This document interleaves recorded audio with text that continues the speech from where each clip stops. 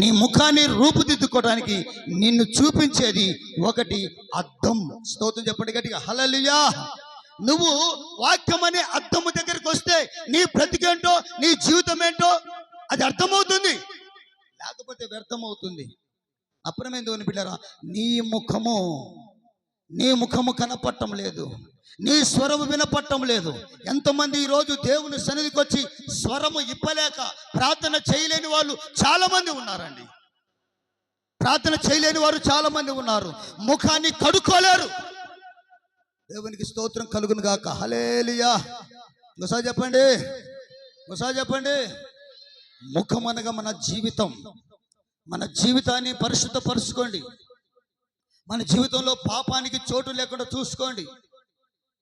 ఎందుకంటే ఆయన నా పావురమా అనాలి నిన్ను. స్తోత్రం చెప్పండి గట్టిగా, హల్లెలూయా.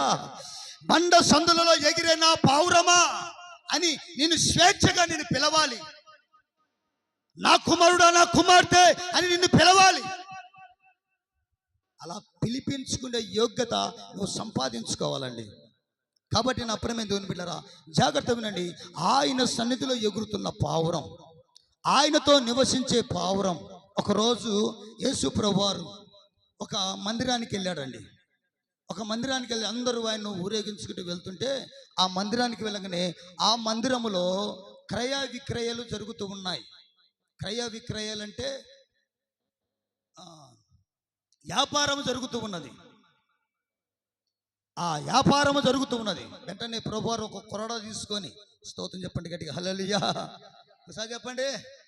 ఒక కొరడ తీసుకొని, శరకలు తీసుకొని అక్కడ ఉన్న వారిని పట అని కొడతా ఉన్నాడు. కోపంతో కొడతా ఉన్నాడు. అందరూ ఆయన కలిసి భయపడిపోయారు. ఇదే అరే, నిన్నమ్మన దాకా ఆయన ప్రేమమయుడు కరుణమయుడు అన్నాడేంటి, ఇప్పుడు కొడ తీసుకున్నాడు. జాగ్రత్త, ఆయన నిన్ను ప్రేమించగలడు, కొరడా తీసుకొని కొట్టగలడు. సరిగా నువ్వు లేకపోతే దేవుని మందిరంలో కొరడా తీసుకుంటాడు. సరిగా నువ్వు ప్రేమిస్తే నా పావురమా అంటాడు. స్తోత్రం చెప్పండి గట్టిగా. జుంటుదేనే దారాల కన్నా, మంచి గోధుమ పంట కన్నా ప్రేమ మధురమో, నీ మనసు నిర్మలము. ప్రేమ మధురము, నీ మనసు నిర్మలము. నా యేసయ్యా, నీ ప్రేమ ఎంత మధురమో. నా యేసయ్యా, నీ మనసు ఎంత నిర్మలము. పావురమా, నీ ప్రేమ ఎంత మధురము. స్తోత్రం చెప్పండి గట్టిగా, హల్లెలూయా. పావురమా, నీ ప్రేమ ఎంత మధురం. పావురాన్ని నా ప్రేమ దేవుని బిడ్డరా, అందరూ చాలా మంది ప్రేమిస్తూ ఉంటారు. ప్రేమించడం అంటే వాటిని ఎక్కువ సాగుతుంటారండి. అనేక పక్షులను వాళ్ళు తొందరగా చేర్చుకోలేరు, కానీ పావురాలను ఎక్కువ సాగుతుంటారు. బైబిల్లో భక్తులైనటువంటి దేవుని స్తోత్రం చెప్పండి, హల్లెలూయా. నోవాహు దేవుడు సెలవిచ్చాడు, నోవాహు నీవు ఒక ఓడను సిద్ధపరుచుకో.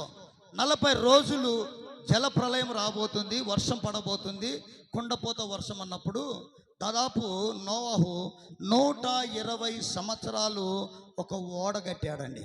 ఎన్ని సంవత్సరాలు? అందరూ చెప్పండి, ఎన్ని సంవత్సరాలు?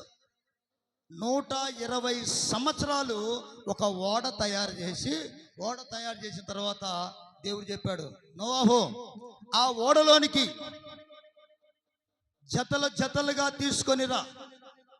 పులులు జతలు అంటే ఆడది మొగది, ఏనుగులు పోతే ఆడది మొగది, ఇలాగా జతలు రావాలి. స్తోత్రం చెప్పండి గట్టిగా, ఒకసారి చెప్పండి. ఆడది రావాలి, మొగది రావాలి. మగ పక్షి అయితే మగ పక్షి, ఆడపక్షి రావాలి. ఆడ జంతువు మగ జంతువు ఏదైనా జతలుగా రావాలి. ఎందుకంటే ఓడలకు వచ్చేటప్పుడు జతలుగా రావాలి. కొట్టండి చప్పట్లు గట్టిగా. మీరు ఇన్ని సంవత్సరాలు ప్రార్థనకు వస్తూ ఉన్నారు అమ్మా, ఇన్ని సంవత్సరాలు మీరు ప్రార్థనకు వస్తూ ఉన్నారు. మీ జత ఏది మీ జత? పోతే పోయింది అనుకుంటుర్రా?